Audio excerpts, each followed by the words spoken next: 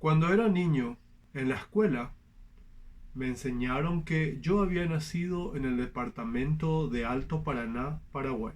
Más tarde, ya adulto, me enteré que este mismo nombre recibe el territorio que comienza en la congruencia de los ríos Paraná y Paraguay, allá cerca de Ayolas, y se extiende hasta el nacimiento del río Paraná en el territorio brasileño.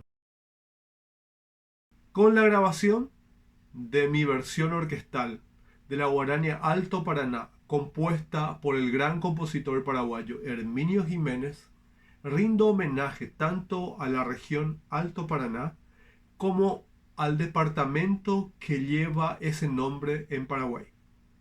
Acompáñame en esta nueva aventura musical. Ya Hashendide.